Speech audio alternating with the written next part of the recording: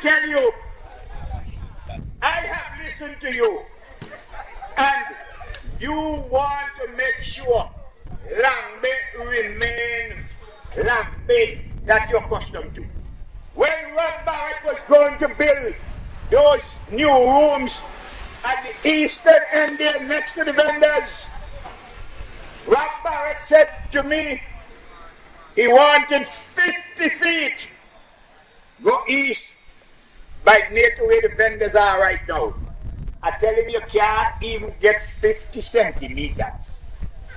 That's for our for a washout, kidding.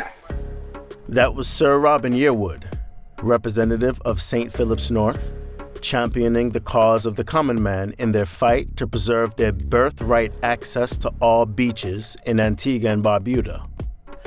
This is a right that is defended in the law of the land, specifically in the Physical Planning Act 2003.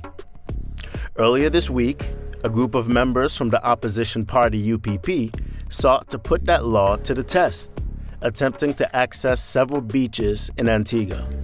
The resulting encounters were filmed.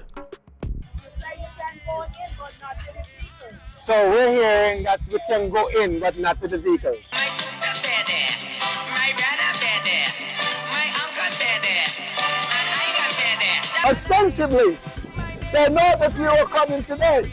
So they have the gate open so you have access. So we will take a walk to the beach. This is a beach that we as citizens of Antigua and Barbuda are denied access. Any new development, one of the conditions to give a building permit is to make sure that there is access. Randy Baltimore, who will replace Sir Robin as the ABLP candidate for St. Philip's North, took umbrage with this protest, specifically the fact that it was done in a confrontational way. He says that this type of protest sends the wrong message and risks hurting the country's image from a tourism perspective. Was the UPP beach check a political stunt? Sure, but I guess one political action is as good as another. In a deeply polarized world, we are only left one option: to judge each action by its own merit. Mr. Baltimore is right in this aspect of his commentary. It is definitely becoming of a political leader to demonstrate self-control, responsibility, and thoughtfulness in pursuit of their advocacy. When combing through the footage, one does not find the protesters to be in violation of these ideals. We would hope that our tourists would agree with the law of the country and, by extension, any public advocacy for it being upheld. But the fact that this was done in front of tourists actually highlights the most important question.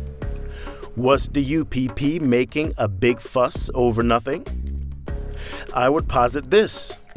If the conditions didn't exist for the opposition members to exploit, then there would be nothing to film. If, with their motorcade, political t-shirts, and flags waving, they came to the entrance of our beaches and met no opposition, then everyone would have to go home. No clicks, no likes, no content, no political traction. The final point worth making is that there has been Caribbean precedent set which would justify a real fear on the part of Antiguans and Barbudans that they could lose access to their beach birthright. This has been a socio-economic struggle in Jamaica for several years. St. Lucia and Trinidad have also seen protests over this issue. It's the age-old balancing act between financial expediency and protection of citizens' rights. This is a difficult line to walk for any government, especially the government of a country that is so dependent on its tourism product. But it would be irresponsible to write off these protests as a simple political ploy when they stand to highlight such a sensitive issue, an issue that every real patriot knows is an all-important one. This has been a production of Antigua.news. I am Orville Charles.